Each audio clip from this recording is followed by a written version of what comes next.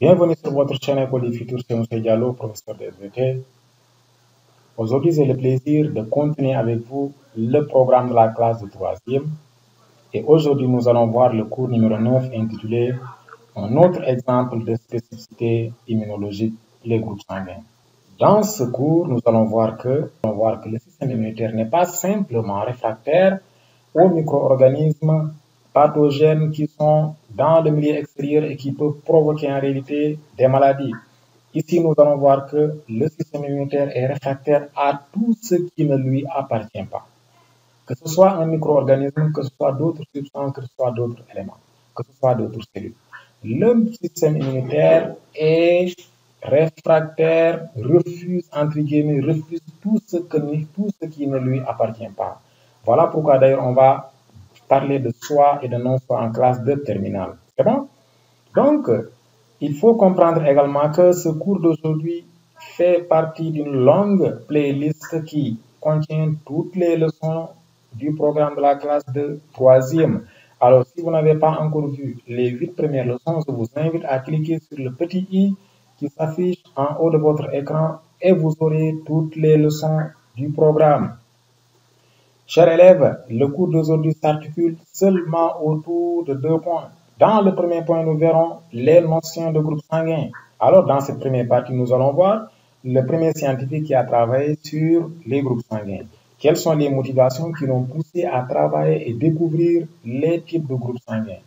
Nous allons également voir le contexte historique dans lequel il a travaillé sur les groupes sanguins. Et dans la deuxième partie, nous allons voir en réalité ici les notions. Déjà, nous allons voir les différents types de groupes sanguins, les caractéristiques de chaque groupe sanguin, les notions de compatibilité, les notions d'incompatibilité entre deux sangs de deux individus différents, et nous allons finalement voir les différentes possibilités de transfusion sanguine qu'il existe. À la fin de tout ça, nous allons voir en réalité le bonus du cours. Et le bonus d'aujourd'hui est totalement différent des autres bonus, car aujourd'hui nous allons voir une maladie fréquente et qui est la conséquence directe entre le mariage qui existe lorsque deux individus appartenant à deux groupes sanguins incompatibles décident de se marier pour fonder un foyer. Donc, chers élèves, tout ce que je vous demande de faire, c'est de suivre la vidéo jusqu'à la toute fin pour pouvoir en réalité être avisé par rapport à ce fait qui cause beaucoup de dégâts. Sans plus tarder, abordons le premier point. Et ce premier point est intitulé Notion de groupe sanguin. Déjà, il faut comprendre qu'il existe un contexte dans lequel le scientifique qui a le plus travaillé sur les groupes sanguins a en réalité effectué ses études. Donc ce contexte-là est en rapport avec cette information tirée du site www.toutsurlatransfusionsanguine.com. Toutsurlatransfusion.com. Quelle est cette information? Eh bien, c'est la suivante. Il dit quoi? Une patiente âgée de 75 ans est décédée après avoir prétendument reçu le mauvais groupe sanguin lors d'une transfusion reçue dans un hôpital de Houston, au Texas, en décembre dernier. Selon un rapport publié le 26 février, l'information est tirée du site www.toutsurlatransfusion.com.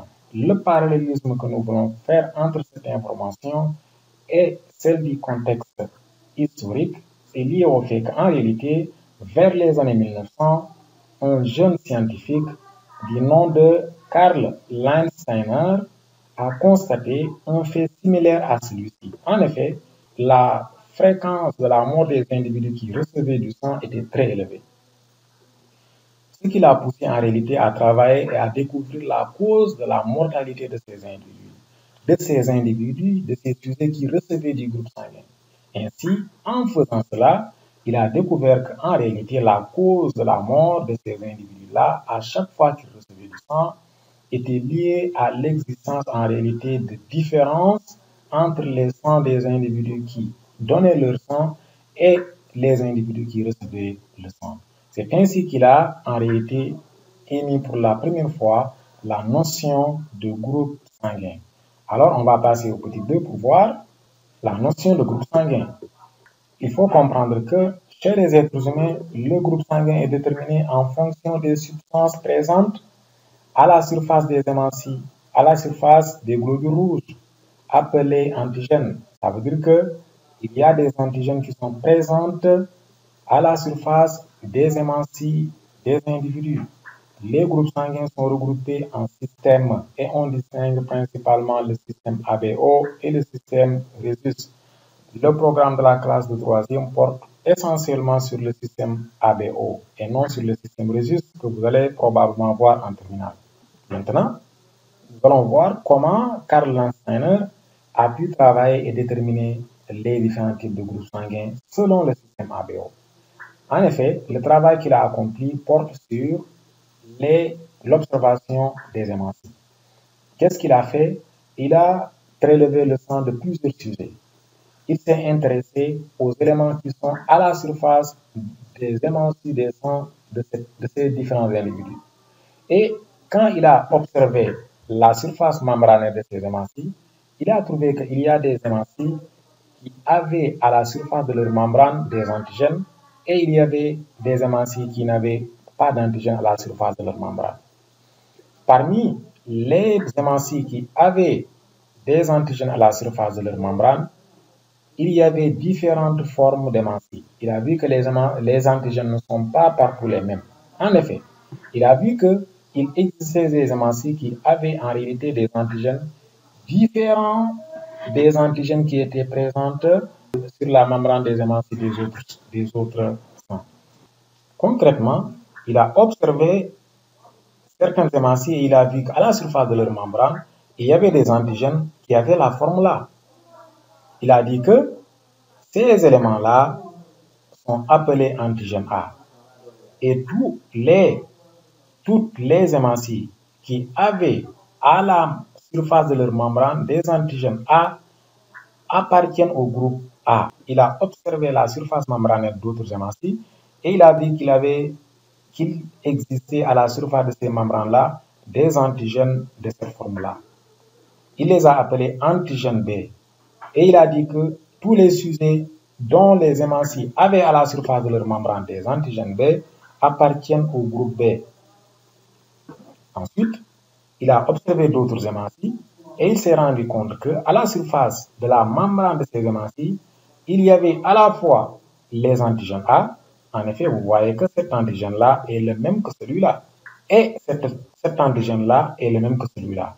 Donc, il a dit qu'il y avait des individus dont les hémanties avaient à la surface de leur membrane à la fois les antigènes A et les antigènes B.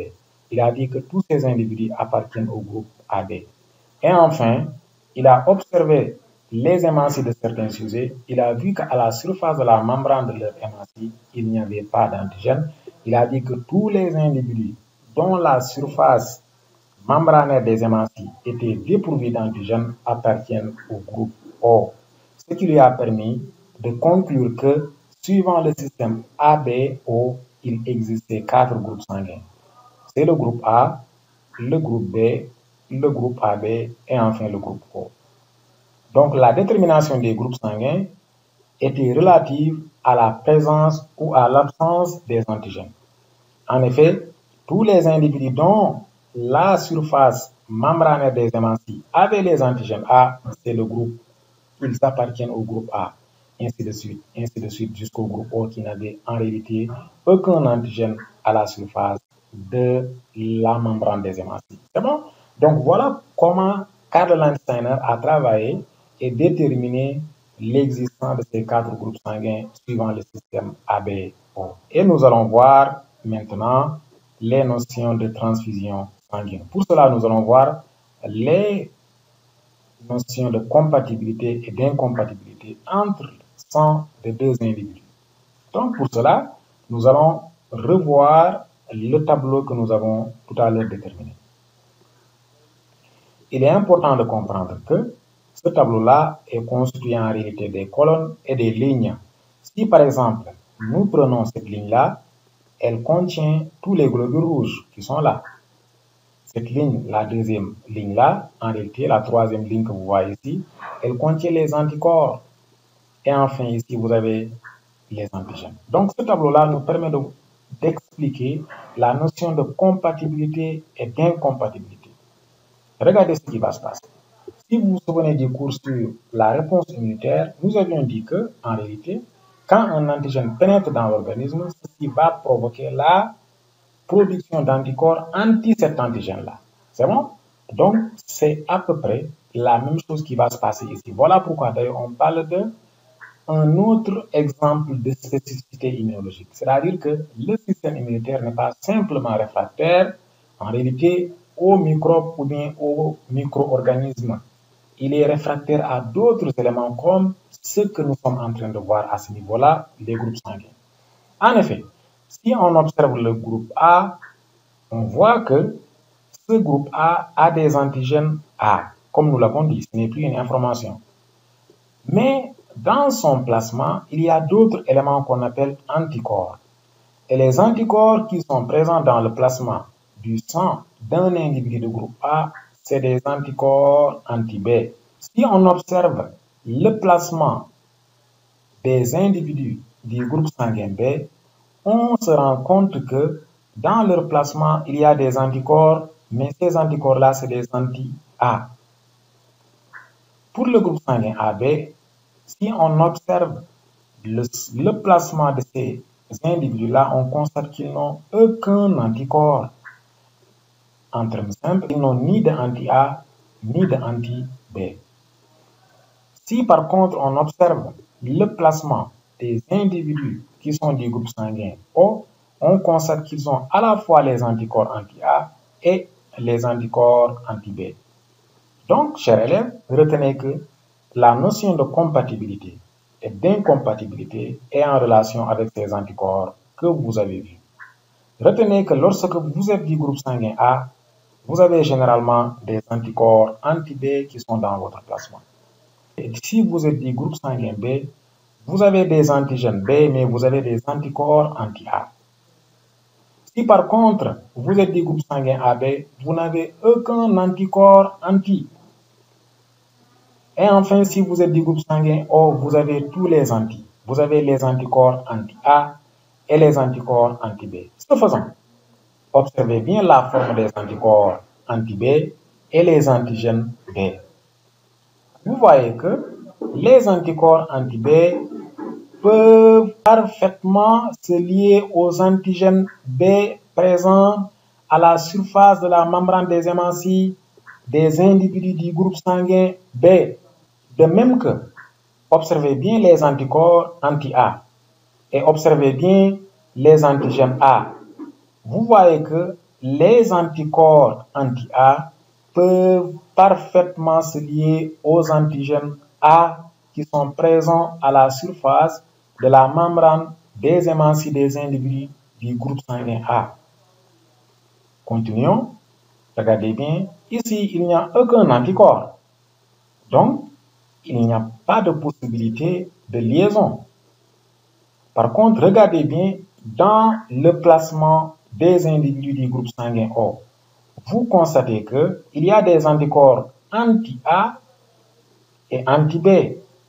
Les anticorps anti-A peuvent parfaitement se lier aux antigènes qui sont présents à la surface des hématies des groupes sanguins A.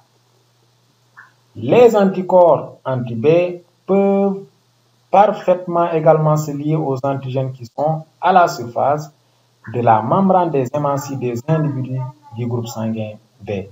Eh bien, c'est à cause de ça qu'on va parler de compatibilité et d'incompatibilité. En effet, puisque les anticorps anti-B peuvent se lier aux antigènes B, nous dirons que les individus du groupe sanguin B et les individus du groupe sanguin A sont incompatibles. Clair, nous dirons que les sangs des individus du groupe sanguin B et les sangs des individus du groupe sanguin A ne peuvent pas se mélanger. Si nous avançons, nous pouvons encore dire plus clairement que les individus du groupe sanguin A ne peuvent pas recevoir le sang des individus du groupe sanguin B. Parce que lorsque vous transfusez le sang des individus du groupe sanguin B dans le plasma des individus du groupe sanguin A, les anticorps anti-B présents dans le plasma vont se lier avec les hémancies des individus du groupe sanguin B. Et ça va provoquer en réalité la formation de boules, encore appelées grumeaux, ce qui va provoquer une coagulation du sang. Le sang ne pouvant plus circuler, cela peut entraîner des conséquences qui peuvent aller jusqu'à la mort. C'est bon? Donc, on va parler de incompatibilité. Nous dirons que le sang de B et le sang de A sont incompatibles. Ou bien, les individus du groupe sanguin B et les individus du groupe sanguin A ne peuvent pas en réalité se transfuser leur sang. Nous allons parler maintenant de l'autre sens. On va partir du fait que maintenant c'est les individus du groupe sanguin A qui vont transfuser leur sang aux individus du groupe sanguin B. Lorsque les individus du groupe sanguin A donnent leur sang aux individus du groupe sanguin B, dans le sang de B, il y a des anticorps anti-A qui sont capables de se lier avec les hémancies de B pour former des boules, encore appelées grumeaux. Lorsque ces grumeaux-là se forment, le sang va se coaguler et le sang ne circule plus. Quand le sang ne circule plus, vous savez que ça peut entraîner des conséquences dramatiques. Donc, on parle là d'incompatibilité, comme on l'a dit tout à l'heure. Par contre, regardez ce qui va se passer lorsqu'un individu du groupe sanguin A donne son sang aux individus du groupe sanguin AB. Quand les hémancies de A sont transfusées au sang de AB, dans le plasma de AB, il n'y a pas d'anticorps. Donc, le A va se mélanger parfaitement avec le sang de AB. De même, lorsque les individus du groupe sanguin B transfusent leur sang aux individus du groupe sanguin AB, dans le plasma de AB, il n'y a pas d'anticorps anti-B. Ce qui signifie que le sang de B et le sang de AB vont se mélanger parfaitement sans conséquence. On dira que le sang de A est compatible avec le sang de AB et le sang de B est compatible avec le sang de AB. Si on continue avec le groupe O, regardez bien, si les individus du groupe sanguin A transfusent leur sang aux individus du groupe sanguin O, dans le plasma de O, il y a des anticorps anti-A, donc agglutination. De même, si les individus du groupe sanguin B transfusent leur sang aux individus du groupe sanguin O, dans le plasma de O, il y a des anticorps anti-B suite agglutination. De même, si des individus du groupe sanguin AB transfusent leur sang aux individus du groupe sanguin O, dans le plasma de O, il y a des anticorps anti-A et des anticorps anti-B, agglutination, coagulation. On dira que les individus de A ne peuvent pas transfuser leur sang aux individus du groupe sanguin O. Si on fait la transfusion inverse, c'est-à-dire les individus du groupe sanguin O transfusent leur sang d'abord aux individus du groupe sanguin A, vous allez voir que dans le plasma des individus du groupe sanguin A, il y a des anticorps anti-B, mais à la surface des hémancies de O, il n'y a pas d'antigène. Donc, cette transfusion-là peut avoir bel et bien lieu sans conséquence. Il en est de même pour les individus de groupe B et les individus de groupe AB. Malgré l'existence des anticorps anti-A et anti-B dans les sangs de A et de B, il ne peut pas y avoir de complications parce que à la surface des hémancies des individus du groupe sanguin O, il n'y a pas d'antigène. Donc la fixation ne pourra pas avoir lieu, l'agglutination ne pourra pas avoir lieu, il n'y aura pas de conséquences négatives. En ce qui concerne le groupe sanguin AB, vous verrez que du fait qu'il n'y a pas d'anticorps anti dans le plasma de AB, ce sang-là, en réalité, le groupe AB est capable de recevoir de tous les autres groupes, du fait qu'il n'y a pas d'anticorps qui soit capable de se fixer sur les antigènes présents à la membrane des hématies. C'est bon? Donc, c'est ce tableau-là qui vous permet d'expliquer les notions de compatibilité et d'incompatibilité entre sang. Donc, nous allons voir dans la deuxième partie de ce grand 2 les différentes possibilités de transfusion sanguine. Voilà, cette partie est une suite directe de ce que nous venons de voir. Regardez bien les flèches. Les flèches indiquent que l'individu qui appartient au groupe est capable de donner à celui vers lequel la flèche est dirigée. C'est bon? Si on commence par le groupe sanguin O, il est capable de transfuser son sang au groupe sanguin A. Il est capable de transfuser son sang au groupe sanguin AB. Et enfin, il est capable de transfuser son sang au groupe B. De ce fait, on dira que les individus du groupe sanguin O sont des donneurs universels. Le pourquoi est lié au fait que, à la surface des hématies des individus du groupe sanguin O, il n'y a pas d'antigène. Donc, la présence des anticorps anti-B au niveau du groupe sanguin A est là. Les anticorps anti-B n'ont aucune conséquence du moment qu'il n'y a pas d'antigène à la surface des hématies des individus du groupe sanguin O. Donc, de ce fait, on dira que O est un donneur universel. Alors, on continue avec A. Les individus du groupe sanguin A sont capables de transfuser seulement leur sang aux individus du groupe sanguin AB. Pourquoi? Parce que dans le plasma de AB, il n'y a pas d'anticorps anti-A. Donc, AB pourra recevoir de A du moment que dans le plasma de AB, il n'y a pas d'anticorps anti-A. A est incapable de transfuser son sang au O. A est incapable de transfuser son sang au B. Continuons avec le groupe B. Les individus du groupe sanguin B peuvent transfuser leur sang aux individus du groupe sanguin AB. En effet, dans le plasma de AB, il n'y a pas des anticorps anti-B. Malgré la présence des antigènes B à la surface des hématies, puisque dans le plasma de AB, il n'y a pas d'anticorps anti-B, la transfusion est possible. Donc, conséquence, vous voyez que AB est capable de recevoir de A, de recevoir de O et de recevoir de B. De ce fait, on dira que AB est un receveur universel. Mais lui, il est incapable de transfuser son sang aux autres individus. Si vous prenez le sang de AB, vous le donnez à A, la présence des anticorps anti-B dans le plasma de A fera qu'il y aura agglutination à cause de la présence des antigènes B.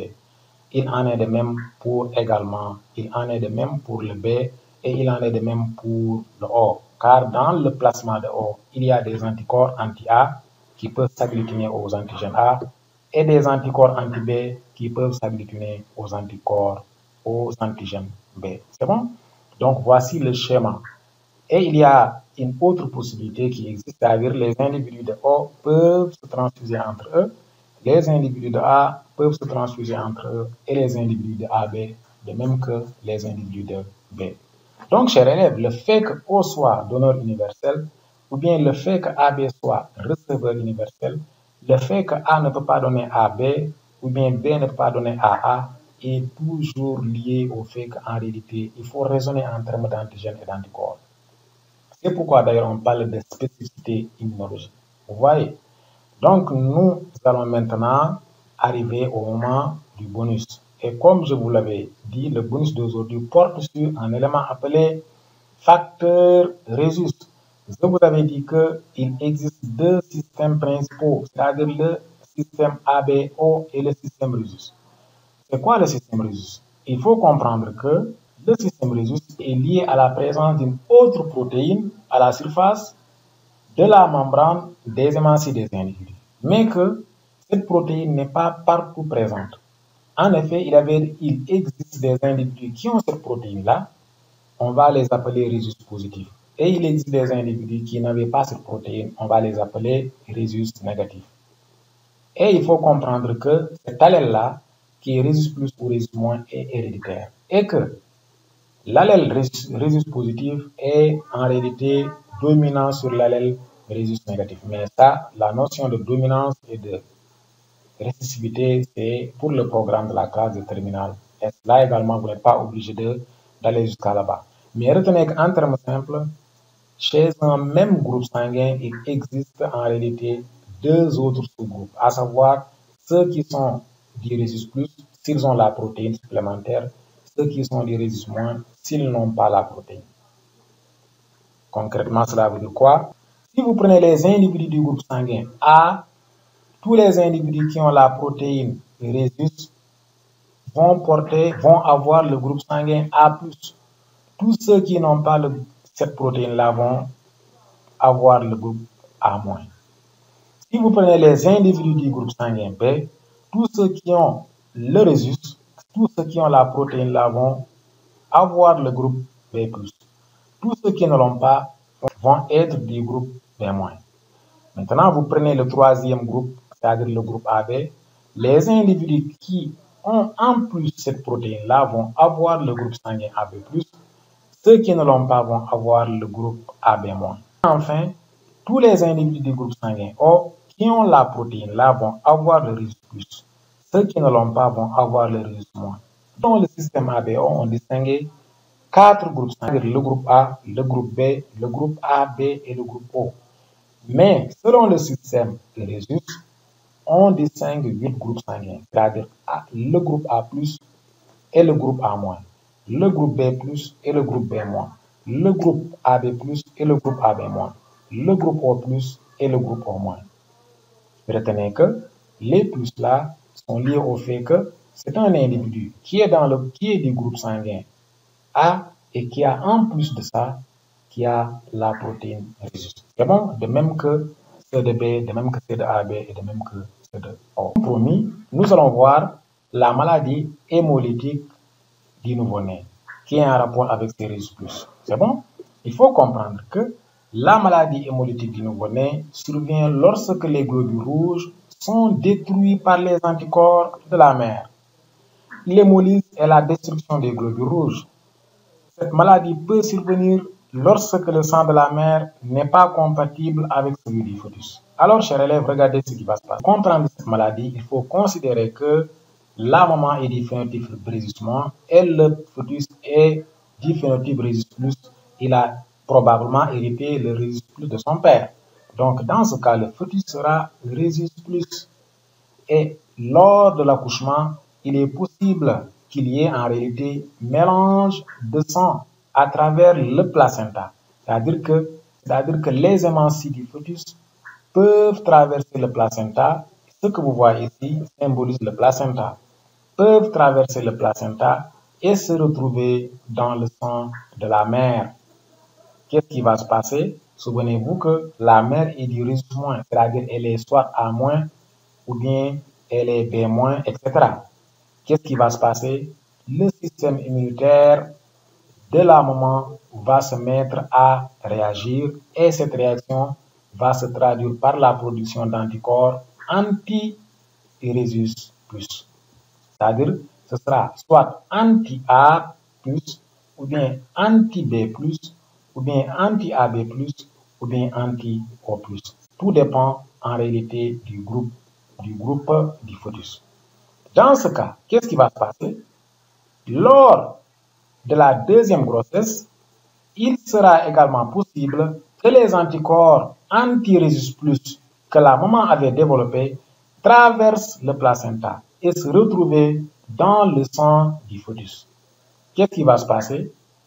Eh bien, il va y avoir agglutination entre les anticorps de la maman et les hémorragies du fœtus. Conséquence, destruction des hémorragies du fœtus. On parle de hémolyse des hémorragies du fœtus. Ce qui va provoquer quoi? Une cassure très importante des globules rouges en réalité du fœtus, ce qui va entraîner en réalité une anémie. Chers élèves, voilà pourquoi il est très important de connaître son groupe sanguin, de connaître également le groupe sanguin de celui avec qui vous voulez vous marier pour ne pas en réalité causer des maladies relatives à celle-là. Voilà, chers élèves, maintenant, nous vous avons mis en fonction en réalité des groupes sanguins que vous aurez et en fonction en réalité des rhésus, voici les différentes possibilités qui existent. Lorsque vous êtes du groupe sanguin A+, ça veut dire les A rhésus positifs, vous pouvez donner votre sang au A+, et au AB+. Vous pouvez recevoir du sang de A+, A-, O+, O-. Lorsque vous êtes de O+, vous pouvez donner votre sang au O+, au A+, au B+, au AB+, et enfin, vous pouvez recevoir de O+, et de O-. Si vous êtes B+, vous pouvez donner au B+, et au AB+. Vous pouvez recevoir de B+, de B-, de O+, et de O-. Si vous êtes AB+, vous pouvez donner au AB+, et vous pouvez recevoir de tous les autres types. Ici, il est important de comprendre que pour ceux qui ont le Rhésus plus, ils ne peuvent donner qu'au Rhésus plus. Ils ne peuvent pas donner à certains, ils ne peuvent pas donner au Rhésus moins. Voilà pourquoi quand ils donnent au Rhésus moins pour la première fois, il va y avoir la production d'anticorps anti-Rhésus plus, comme ce que nous venons de voir avec la maladie hémolytique du nouveau-né. C'est bon? Maintenant, intéressons-nous au Rhésus négatif. Si vous êtes A-, vous voyez que vous pouvez donner votre sang au A+, au A-, au AB+, et au AB-. Cependant, vous ne pouvez recevoir que de O- et de A-. Si vous êtes de O-, vous pouvez donner votre sang à tous les autres types, mais vous ne pouvez recevoir que de O-. Si vous êtes de B-, vous pouvez donner votre sang au B+, au B-, au AB+, et au AB-. Cependant, vous ne pouvez recevoir que de B- et de O-. Si par contre vous êtes de AB-, vous ne pouvez donner votre sang qu'au AB+, et au AB-, mais vous pouvez recevoir de AB-, de A-, de B- et de O-. Chers élèves, c'est la fin de la vidéo. Merci de l'avoir suivi. N'oubliez pas de vous abonner à la chaîne et à activer la cloche de notification pour ne rater aucune de nos vidéos.